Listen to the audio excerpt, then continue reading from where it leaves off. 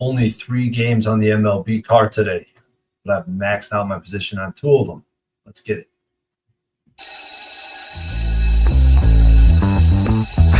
Yeah, I'm so fresh like the morning.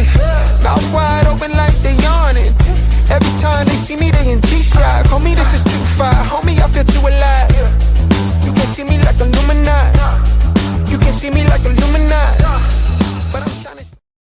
What's going on, YouTube? Welcome to The Closing Line. My name is Troy Torrance, and I host this show every Tuesday and Thursday to remind you the books aren't your enemy.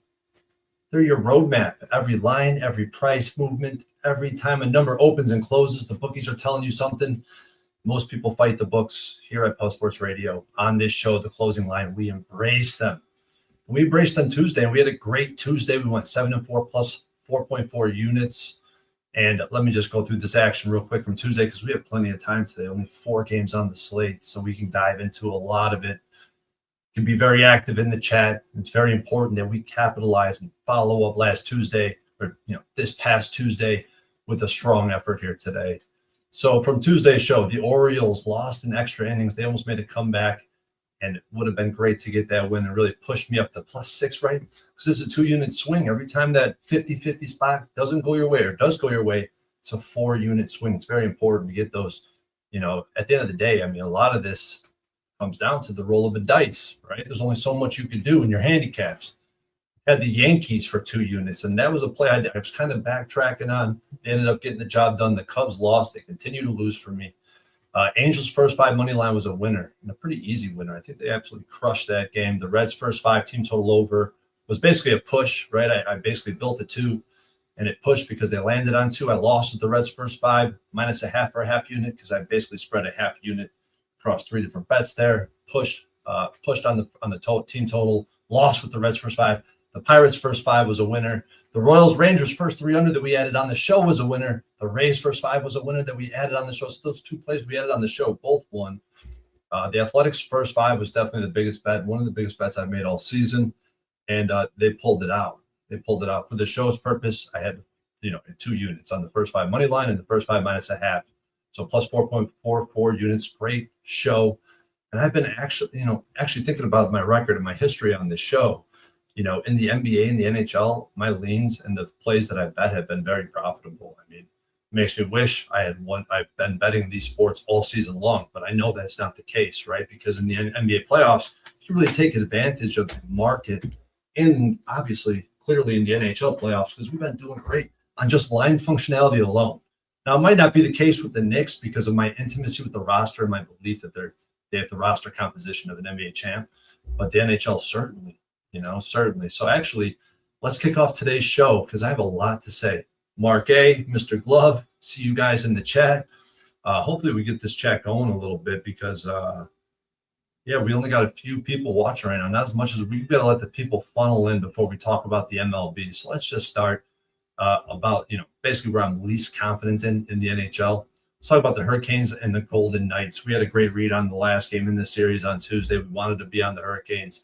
They got the job done, and this is a very interesting market, right? On Odds Logic, you got 92% of bets, 88% of cash on Carolina.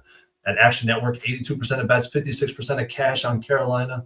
So the Golden Knights are a bit of a public dog, in my opinion, because when you're seeing Action Network have less bets and less cash on the side than Odds Logic, especially on a dog, that's a clear, basically a clear-cut sign to me that even though it might not be showing up in the numbers, Golden Knights are a bit of a public dog. And that's my indicator on that. So if you look at the series, right, we're in game 5 right now. We're opening at minus 148. We're sitting right at minus 148. Are we still sitting at minus 148? Because I swear I saw this number start to climb a little bit. Don't tell me it's all the way back, because at one point this morning, this line was all the way up to minus 162. So we were seeing a big move in this market earlier today, and it has come back a little bit. We're only seeing a 7-cent move. It's back to minus 155. So we're seeing a little bit of buyback on the Golden Knights. It's not a surprising thing to see. But if you look at that 148, that to me, that's the first indicator of something, right? Because the Hurricanes opened game 1 minus 155.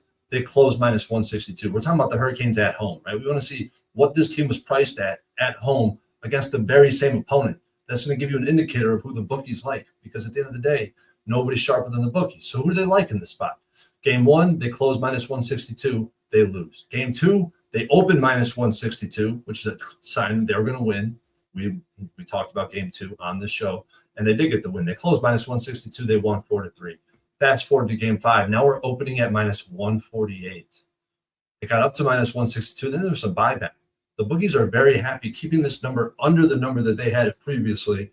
I think just betting on the line functionality alone right here on the Golden Knights in the long run is going to give you maybe a 1% edge, maybe a 1% edge. Now that's where you want to have the matchup back you up and support you in your analysis, maybe push you up to a 3 to 5% edge. And I just don't know if I definitely don't have it in the NHL because I'm not very intimate with the matchups and what's going on from a matchup and game flow standpoint. I cannot read it like I can the MLB and certainly not like the NFL. But I do, I talked about Carolina. You watch these games, you watch them continue to dominate the possession of the puck and offensive zone time all playoffs long. And then Vegas, I watch them play. I think about experience, toughness, and I call them opportunists because they capitalize when you make a mistake. So in my opinion, I think you bet the Vegas. I can only recommend betting Vegas in this game. But I do believe the Hurricanes are the better team. Hurricanes have some struggles defensively, but they know how to put the puck in the net. So I'll be looking, I like the Hurricanes on the series. Maybe the Golden Knights are the way to look tonight because I think there might be some value with that big plus money on the Knights today. But with that, now we can transition over to the MLB. But before I do that, let me holler at anybody who's joined me in the chat since I've last checked. Jermaine, what up, gang? Let's go today, bro. I got some big action coming your way, and I'm very confident in my action here tonight. Mark A, of course, Colin Gregory, my boys in the chat. You got Mr. Glover. Thank you for joining. I really appreciate you guys. And with that being said, man, let's go. Let's go. Let's talk about my favorite play, my favorite market on the board today. Let me take a sip of water before I do so because it's going to be a mouthful. We have plenty of time to break down these MLB games today. Vegas team total over 2.5. I mean, if I'm going to be betting them to win the game, I'm going to expect them to score more than 2.5 goals, Colin. The problem is you think about the odds you're getting, right? You're betting a team total over. You're definitely not getting plus money on the 2.5. And if you are, it's very slight plus money where you can get a big fat plus 130, 135 on Vegas. Even at the public shops, plus 125, plus 130, you can find those. And that plus money is really kind of the way I would lean. I don't know, the derivative team total markets, I do have some concerns with the longevity of those bets. I rarely use them. I used them last show on Tuesday for the Reds in baseball, but I don't necessarily think that's the right way to play it. That's just my opinion. But I don't cap the team total market like I do the side and the totals either. So I'm biased in that opinion as well. All right, Pirates and Dodgers.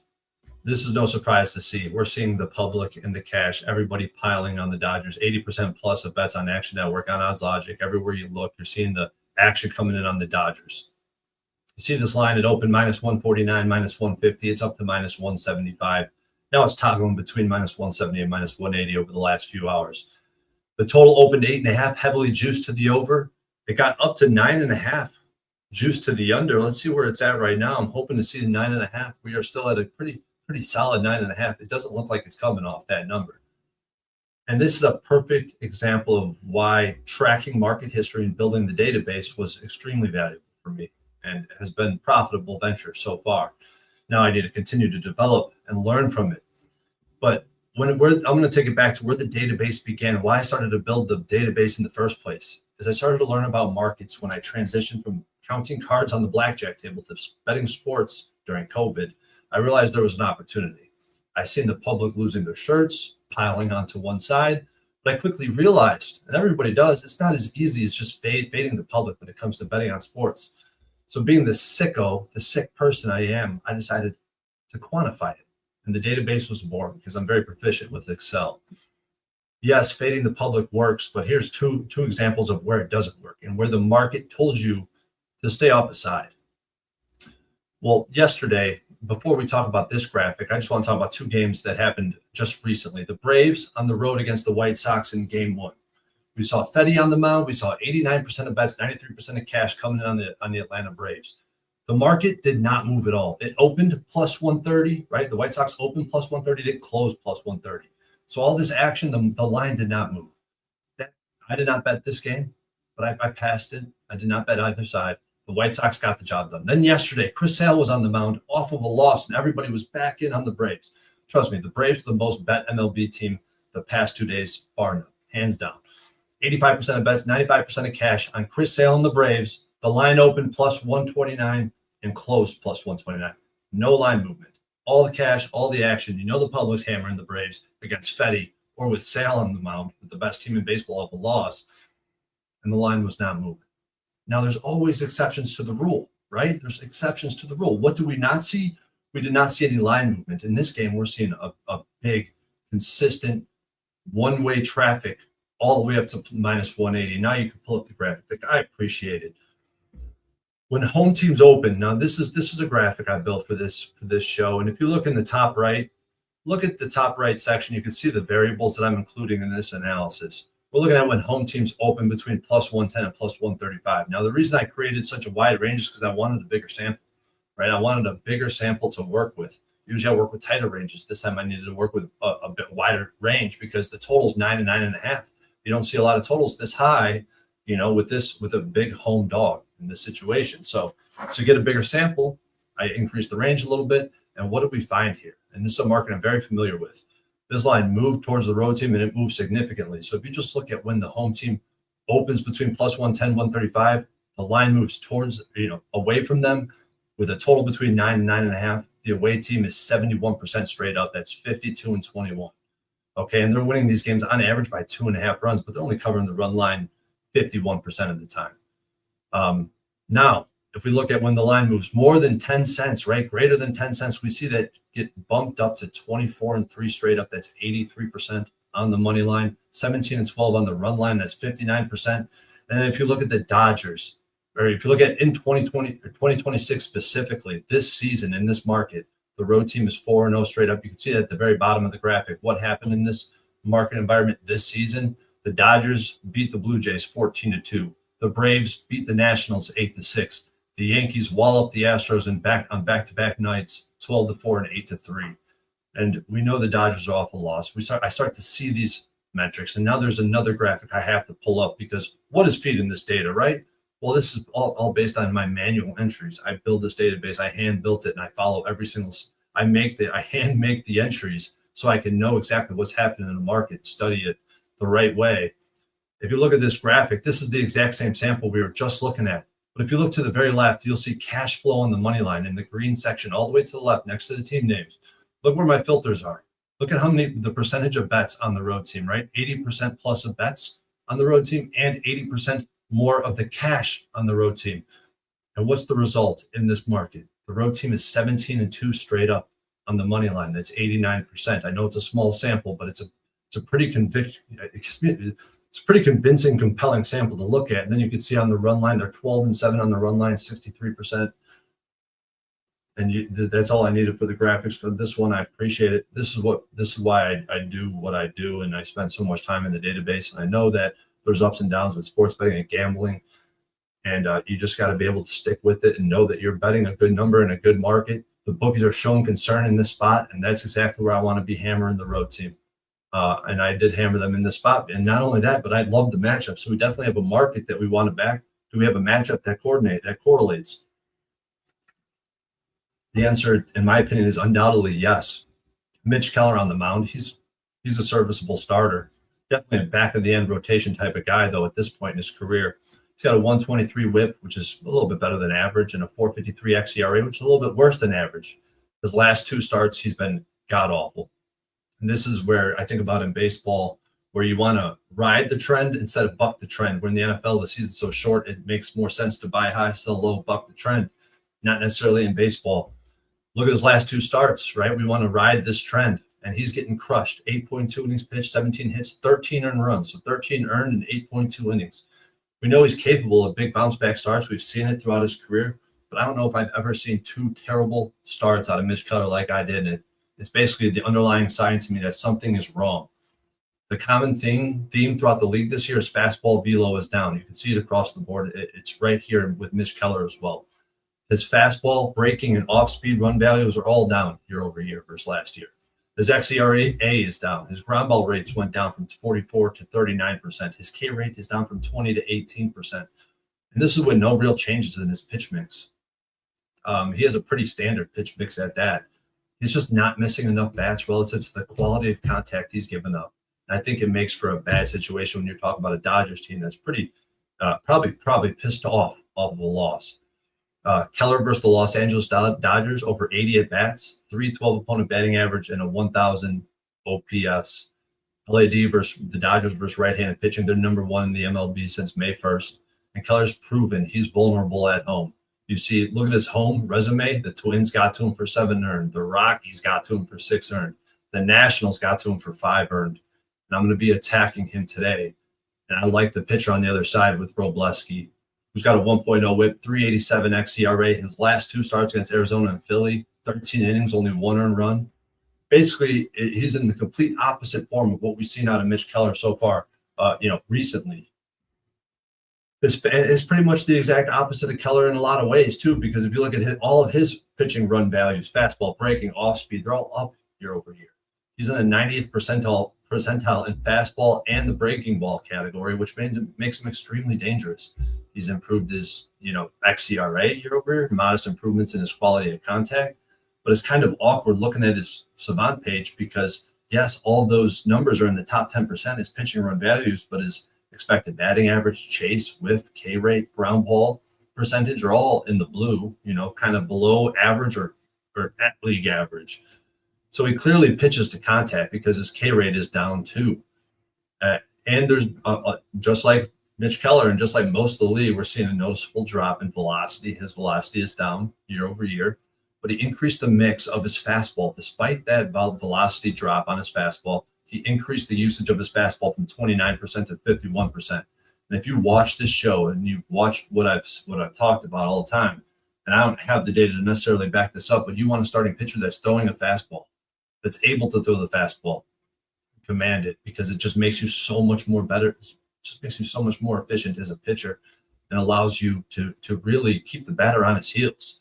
And that's exactly what he's doing. Keeps batters off balance, and I believe that's strictly because of the increase in usage of his fastball. Robleski on the road this season, better than he has been at home, 2.31 ERA, 266 batting average, and a 129 whip. And Pitt versus left-handed pitching is 20th since May 1st. But like I always say, Pittsburgh at home this season versus left-handed pitching, at home, they're just better. There's both right-handed pitching and left-handed pitching at home. But my question is, who have they seen, right? They faced 7 left-handed pitchers at home this season. It was Lauer, it was Wicks, it was Quintana, it was Griffin, it was Poulin. Not a lot of good starting left-handed pitchers in there. Now, there's 2 good names in there, and that's Sanchez and McClanahan. Now, Sanchez blanked them, but the 2 of those combined, 14 innings pitched, 14 hits, 4 earned runs. It's a 2.57 ERA and a 1.0 whip because there was no walks out of those 2 pitchers. So I do believe Robleski is capable.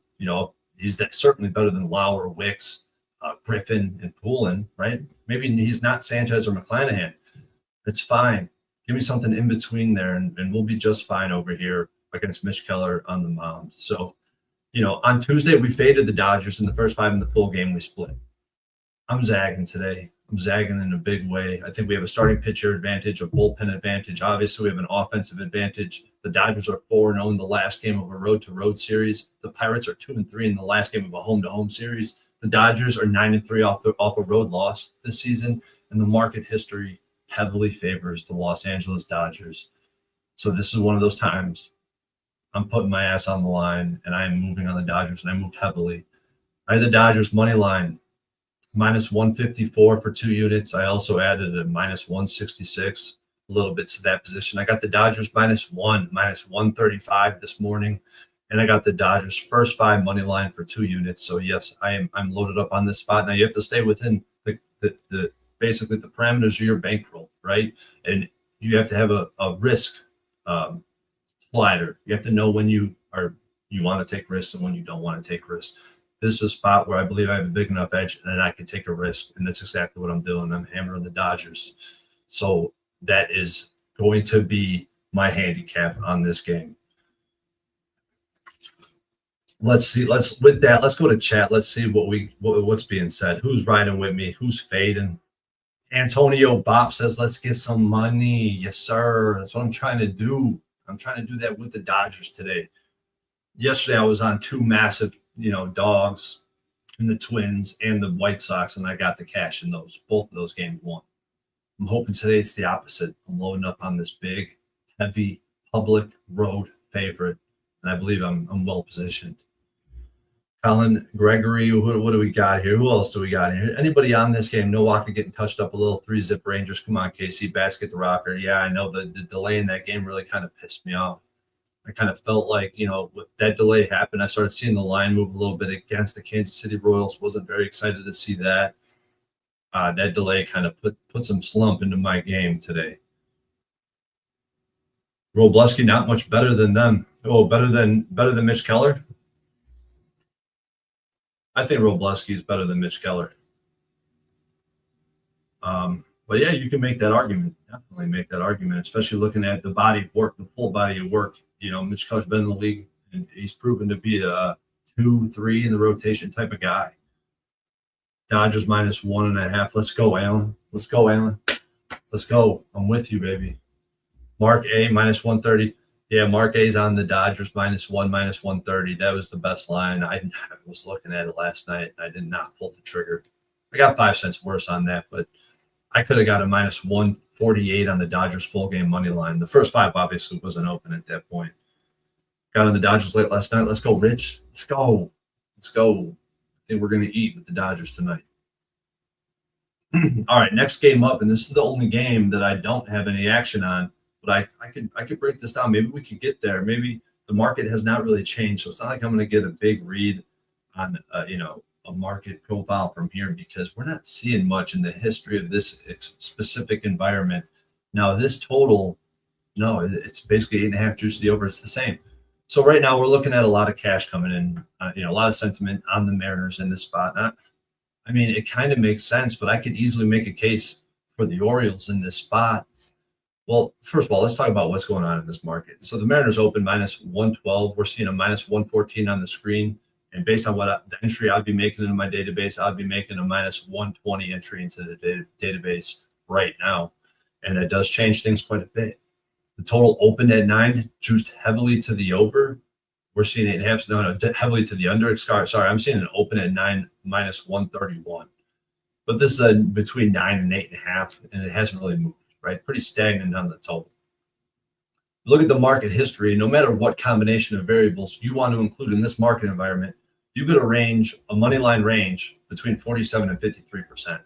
So basically, this game is, what I'm saying, is perfectly priced, because that range is pretty solid. How consistent is that from L1 to L5? And you're talking about a 6% range. You rarely see that. So it definitely turns me off of the money line pretty quickly. The total, however, in that same exact profile ranges from 54% to 61% on the ceiling. In a 120 game sample, that's pretty damn good. And both team oriented profiles. So if you look at how these the Orioles have performed at home, the Mariners have performed on the road in this market environment, they played to the over. Now the Orioles have been terrible at home, and the Mariners have been bad on the road, but not as bad. The Orioles, I think they're 1-7 in this market environment at home. So it's definitely something to keep in mind. But both teams have played to the over in this market type. I look at Bradish, and he's a pitcher I wanted to back all season long. His last start out, he got crushed. He went up against Toronto in back-to-back games. First time you've seen him, he shut him out. 7 innings, 0 runs. Then he got touched, 4 innings, 5 earned runs at Toronto. But he's back at home. We've seen him have a great, he actually had an incredible May. You look at all of his May, the body of work he put together, the Yankees twice, Tampa Bay twice, Toronto, and the Athletics. He posted a 2.80 ERA and a 1.10 whip. That's pretty damn impressive if you ask me. And it's harder to measure his numbers year over year, even the last 2 years, because he's only threw 35 innings on average over the past 2 seasons. He hasn't thrown more than 40 innings in either of those seasons. So it's really hard to say, like, is he improving? Is he what's going on with Bradish this season? But I would say he's going to finish with a sub-4 xERA when it's all said and done, because there's some things that he does that I think is pretty unique, and that is the sinker, which is his most used pitch in his arsenal. and it has 12 inches of tail. Like, it is great movement. I'm not sure where that stands, but it has to be. I don't know if I've ever seen a sinker with 12 inches of tail out of a starter. But I think that's the main reason he's better against left-handed hitters, is because he could start that sinker out at the hip, work the inside part of the zone, and pitch well. He's been better at home. He's got a 2.38 ERA at home and a .188 opponent batting average. In his last 3 home starts, 19 innings, 10 hits, 1 earned. Blue Jays, Rays, and Yankees. And he gets a ground ball over 51% of the time. I mean, that's top 10% in the MLB. But the problem is he's up against Seattle. I say this every time I talk about Seattle. They hit right-handed pitching. They're 5th since May 1st. They're 2nd on the season, and they're top 5 last season as well, the entire season last year. So I do believe Bradish can pitch well in this spot, but that's not, Seattle obviously is one major concern with Bradish pitching well. And then the market history in this spot also gives me concern about him pitching well, because we see 60% of the over pretty consistently in this market. On the other end of the equation, you got Wu, 1.0 whip, 293 xERA. His last start against Detroit, he got embarrassed. 6.1 innings, 5 earned, 9 hits. But he also had an incredible May. Outside of the 2 starts where he got blitzed, where we talked about this, right? St. Louis and Kansas City both sparked him up in back-to-back games. So we have seen him string 2 back-to-back bad games together. We've seen this before out of Wu. He has a 5.08 ERA, a 271 opponent batting average, and a 128 whip on the road. So he has been significantly better at home, which is not surprising when you know the ballpark he pitches in. How about Wu's last 4 road starts? Detroit got him for 5 earned in 6 innings. Kansas City got him for 4 earned in 4 innings. Houston got him for 2 earned in 6 innings. And St. Louis got him, for 7 earned in 3 innings. I think it was 3 innings. But yeah, I mean, he has not been good on the road. And we talk about Bradish with a great sinker, and it's kind of the opposite for Wu. Sinker has always been his pitch. The fastball sinker eats up so much of his usage. But, his sinker's definitely not trending in the right direction, and it's kind of getting shelved. His hard hit rate dropped from 38th to 17th percentile. 17th percentile for Wu. His ground ball percentage dropped from 47th to 21st percentile. And I think it's a reflection of the sinker, because his command and his placement, that's the pitch teams are putting in the stands. That's the pitch that is getting, squared up and barreled. So, and he has to rely on that pretty heavily. And both bullpens, in my opinion, have been pretty ass. I mean, since May 1st, 25th and 21st in whip respectively, we know Munoz can't close out a game. So if he's coming in the 9th with a Seattle lead, I mean, you're going to be, holding you're clenching your butt cheeks trying to get that win home, because that's how I feel when I'm betting on Seattle and Munoz comes into the game. But I definitely would be leaning towards the over, and I'd be leaning towards the Orioles in the first 5 in this spot. And I don't know if I have the conviction on the matchup alone. If I had a market that suggested the Orioles were the side to bet in this game, I'd probably be moving on the first 5 opposed to the over, just because I'm heavily levered on an over that we'll be talking about next. Let's see if the chat can talk me into anything in this spot. Anybody like, Ryan Glover. I fired on Bradish 6 Ks at -105. Well, I'd like to see that. And he does got some stuff that I like. -105, 6+ Ks. Shamrock says -105. So the Baltimore team total over 3.5 works. Baltimore team total over. I think that would probably be a good way to play it. Figuring I'm leaning towards the Orioles in the first 5 over. I can't talk you off that. Jay Peasy, my guy, he parlayed Mexico and Doyer's money line +123. That means Mexico is probably what, -280, something like that. Jay Peasy, -280 for Mexico tonight. Interesting way to play the Dodgers. I definitely support that. At what point does the Dodgers money line become too expensive? Let me actually answer that question right now. That's a really good question. And I actually think that it would be an uncapped range in this spot, because I believe that let's just see, right? Let's just type in, let's just see what the history of this market. Let's say if this price climbed to Pittsburgh, let's see if it moves 10 more cents, which I doubt it will. Like, we've already pretty much capped this out, which is the market we were just looking at.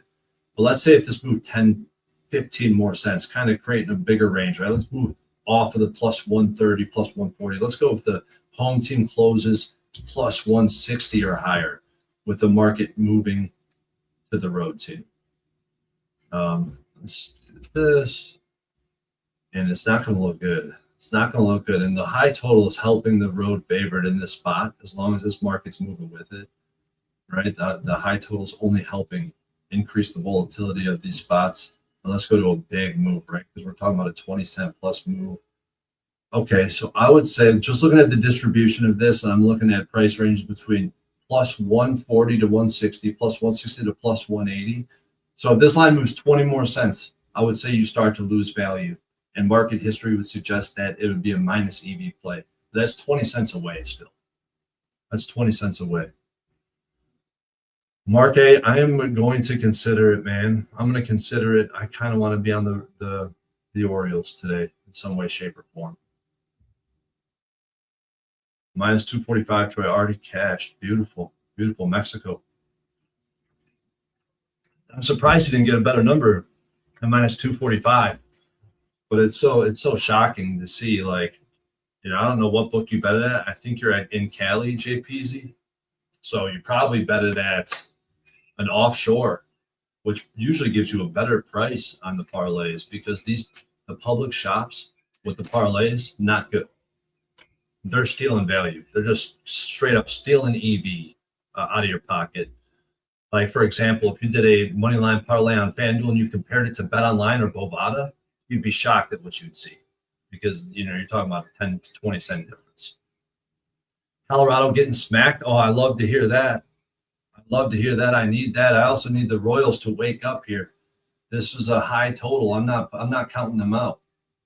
I'm not counting them out here.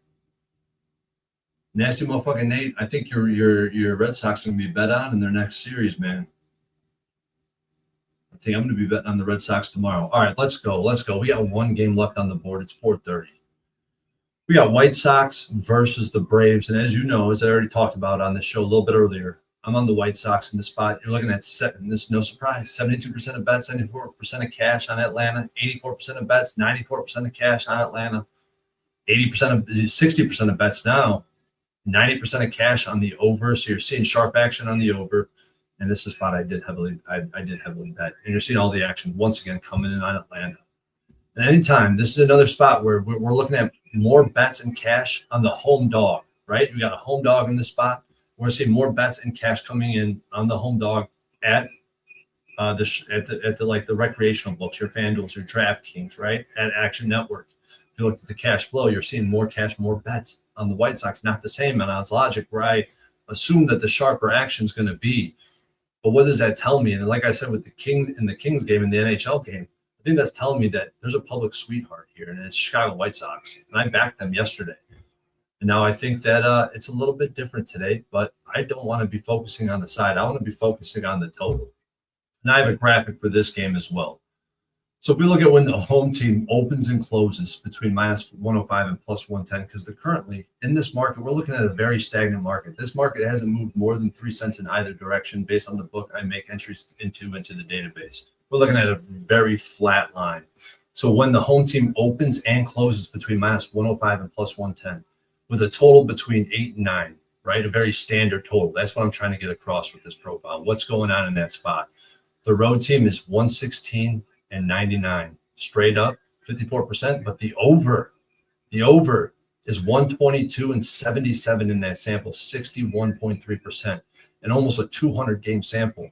Now let's take it a level deeper. What if the line moves less than 10 cents? I'm talking about the stagnant market. What happens in that situation? Well, it bumps up a little bit up to 64%, 88 and 50 to the over. And then if you filter, the last filter I added on this market is if it's non-conference, right? A non-conference market or matchup in this market environment, 30 and 12, 71% to the over.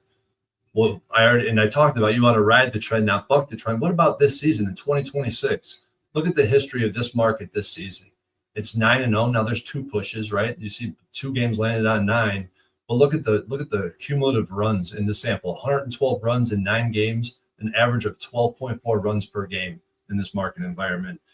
And that's something I absolutely want to attack when I'm looking at the matchup, because the matchup correlates with this analysis.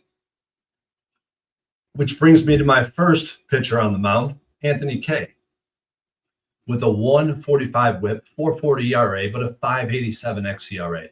Regression is looming with this character, Anthony K. His last start out, 4 innings pitched, 7 hits, 6 earned at Philly. He was on the road, right? You're going to say he's going to pitch better at home. In May, he was the second coming of Cy Young, this guy. 32 innings, 28 hits, 7 earned runs in 32 innings. He had a sub-2 ERA. He had one of the best Mays out of any pitcher in the MLB. But in May, he faced Detroit, whose bats were dead. In May, Minnesota, whose bats versus left-handed pitching completely died. Seattle, who doesn't hit left-handed pitching. KC, who doesn't hit left-handed pitching. And San Diego, who doesn't hit any pitching. No lineups that really hit left-handed pitching, that's for certain. And the Braves are a different story, right? The Braves are third versus left-handed pitching since May 1st. They've been top 10, I should say, versus left-handed pitching on this season. And I just don't understand how Anthony K can be so effective. He's bottom 25 in pitching, fastball, breaking, and off-speed run values, literally from top to bottom 25%. He's bottom 30% in hard hit and barrel rate. He gets a lot of chase, but that doesn't translate to strikeouts because he's bottom 15% in both whip and K rate. His xERA is bottom 7% in the MLB, and his expected batting average is bottom 8% in the MLB. I think he's due for regression, and I think he's going to get exposed in this start. Then we look at the other side of the mound. Martin Perez on the mound for the Braves, 1.06 whip, 4.06 xERA. So we also have an xERA one full run higher than his ERA. So we have more regression looming. His last start versus Pittsburgh at home, 5 innings pitched, 3 earned runs. Another pitcher that had an incredible May. All these pitchers had an incredible May. A lot of unders in May, where there was a lot of overs in April, which is an analysis I was thinking about posting today because I started to see some correlation between months with very high overs and very low unders the following month, or vice versa. But you didn't see it from week to week. You saw it over the month stretch. Very clear correlation between a month of overs followed by a month of unders. Not the same at the weekly level, which is, I don't know, just interesting to me and made me want to dig deeper. So we see all these pitchers have great Mays. Maybe that regresses here, and we start seeing some more offensive baseball. And this is another pitcher who's much better at home. Like you look at his at home, 167 ERA, 167 with a 156 opponent batting average. On the road, 4.25 ERA, almost 2.5x than he is at home, and a 2.39 opponent batting average. And he also has a very weird, awkward-looking savant page because his pitching values are average, but his changeup profiles is elite. Like, I don't know, it's just rare to see all the blue, right? And then you just see his changeup, just 99, like dark red, top 5%. All the individual metrics are just sitting under average, right? xERA, expected batting average, barrel, hard hit, his K rate, all slightly below average. And I'm not sure how the changeup does so well with a 90-mile-an-hour fastball. Something just doesn't seem to tie together there. And it's probably the uniqueness of the slow speed on the fastball at 90 to the changeup at 82. I don't know if that's what's surprising guys, but I know that the White Sox have been hitting left-handed pitching. They've been hitting left-handed pitching. They're 8th since May. They're 3rd on the season. And who are we talking about? What type of left-handed pitchers have they seen? They've seen Chris Sale. They've seen Luzardo. They've seen Valdez. They've seen Robbie Ray. They've seen Bubic. They've seen Eduardo Rodriguez, who's having a great season. And they're 3rd on the season after seeing all of these, that list of left-handed pitchers. That's an impressive resume the Sox team's putting together. And I look at Perez, and I don't see evidence of success against like-kind lineups. Like I talked about, who has he seen that hits left-handed pitching? Not really any. And the 2 teams that do, Arizona, he gave up 4 earned. And against Washington, he got blitzed as well. He went 3 innings. I think he's vulnerable in this spot. So we have a market that screams to the over. We have a matchup that suggests the over is the play. Both bullpens are fairly taxed after 2 close games. And the optics are, in my opinion, the optics are perfect in this spot because you have 2 low-scoring affairs in games 1 and 2. Now, the first game went into extras and got pushed over in extras, but they were low-scoring affairs through 9 innings. So I really do like the over in this spot. I agree with all the action and sentiment on the over, and market history suggests the over is the play. So who am I to not bet this spot? I hammered this spot. I moved 3 units on the first 5 over 4.5 at -120. And I moved 2 units on the full game over 8.5 at -115. So again, this is definitely my second favorite game on the card after the Dodgers. And if you joined late, you're interested in what I'm talking about here, you want to talk about the market, go look at the Dodgers game. I'd be on the Dodgers today. So the Dodgers on Dodgers side and the over in Braves and the White Sox. And with that, let's see what's going on with the chat. Big Drip James agreed. Troy is one of the best, no doubt. Oh, I appreciate that, bro. Unlike other captors, Troy's spitting out facts backed up with his graphs. And like you could put up a graph now. You could say, hey, you could tell AI to make you a graph on anything and just give it fake numbers. But that's why I had to pull up the actual spreadsheet, because I'm really building it with real numbers. You can backtrack, and I'm sure people have backtracked what I'm, when I make a post and I show all these games with these numbers.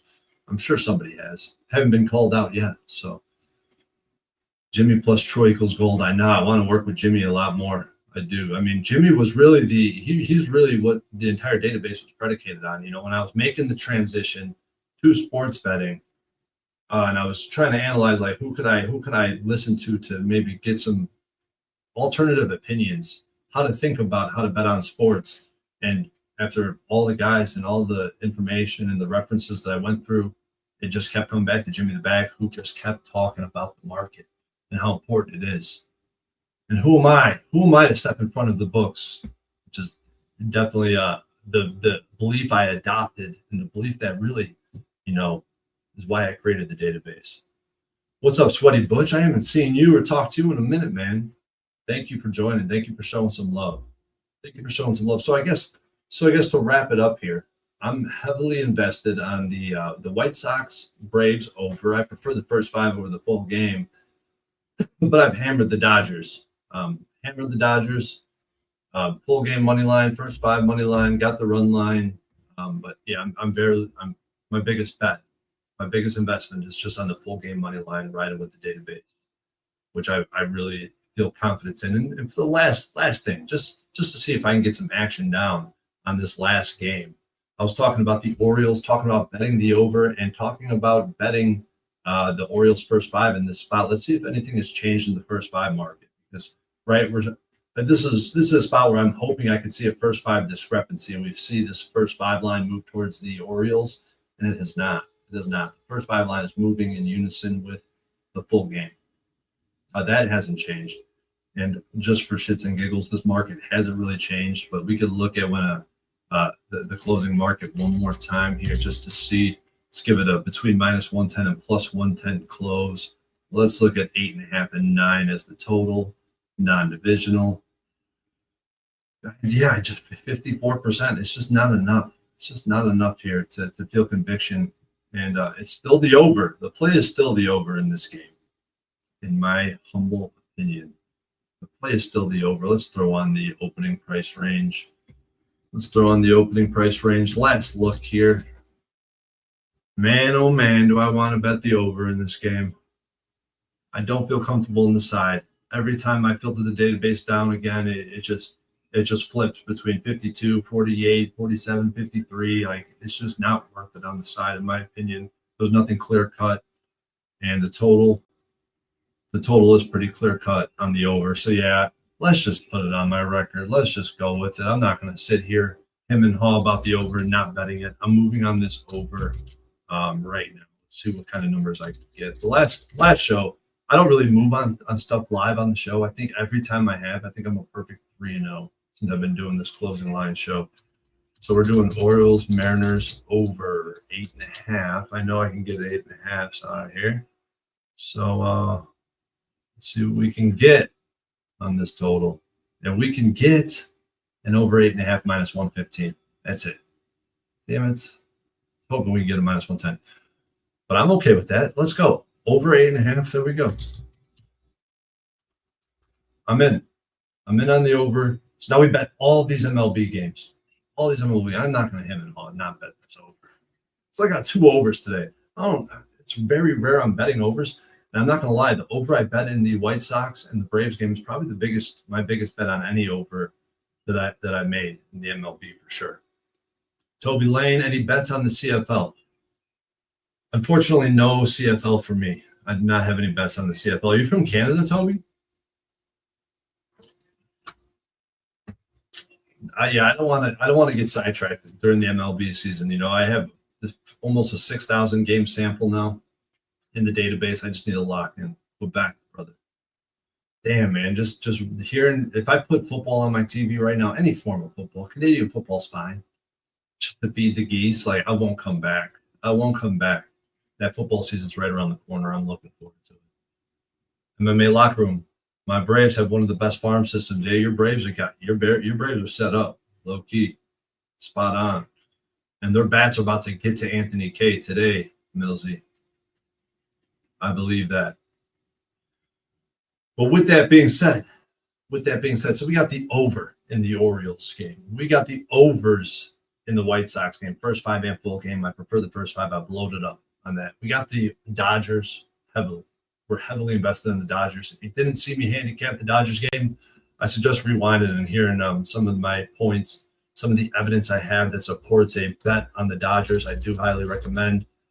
But with that, I'm going to close this game. I'm going to close this up. It's going to wrap it up for today. June 11th, 2026 for the closing line. Thank you to everybody for stopping by to support me, support Pub Sports Radio. It's much appreciated. Drop a like before you bounce out, if you haven't already. And like I say, man, I'm Troy Torrance. I'm here every Tuesday and Thursday at 5 p.m. Eastern to represent Pub Sports Radio. Peter Loshak's here every Monday, Wednesday, Friday.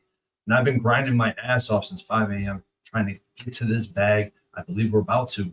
Now it's time to watch our investments flourish. Good capping, good luck, and I'll see your ass next Tuesday. It's easier to sleep in the black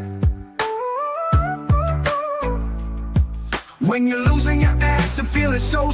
You know what to do. Tune in to Pub Sports Radio. Easier to sleep in the black. It's easier to sleep in the black. It's a roller coaster ride, you're gonna catch a bad beat. No problem, keep your head up and just bet the spreadsheet. It's easier to sleep in the black. It's easier to sleep in the black. All thanks to Jeff Slaughter, these shows have our backs. POD's always rolling, especially the stats. Easier to sleep in the black. It's easier to sleep in the black. We got Jimmy, Jose, Dabby and the fam, Dutch wine time, Spooner and OG Wham. So hit the like button, don't say that you can't. If you know what's best, just put your money on tape.